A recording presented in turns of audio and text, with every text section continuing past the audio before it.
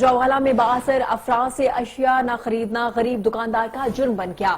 درجن سے زائد افراد کا محنت کش کی دکان پہ دھاوا، تشدد کیا گیا، جبکہ سر بازار میں تشدد اور گھسیٹنے کی C C T V footage 7 news نے حاصل کر لی ہے۔ اس حوالے سے مزید بات کریں گے نمائندہ 7 نیوز تاثیر مغل سے۔ جی تاثیر، اپڈیٹ کیجیے گا۔ باثر افراد سے چیز اشیاء نہ خریدنا جو ہے دکاندار کا جرم بن گیا۔ درجن سے زائد افراد کا محنت کش کی دکان پر دعویٰ، ملزمان نے دعویٰ بولتے ہی فاروق نامی دکاندار پر تشدد شروع کر دیا۔ سرے بازار جو تشدد کرتے رہے، گھسیٹتے رہے، اس کی جو سی سی ٹی وی فوٹیج ہے 7 نیوز کی اسکرین پر آپ دیکھ سکتے ہیں کہ کیسے انہیں مارا جا رہا ہے۔ بعض طرف جو یہ دکاندار تھے انہوں نے اس پہ الزام لگایا کہ یہ آپ ہم سے جو ہے وہ خریداری نہیں کرتے۔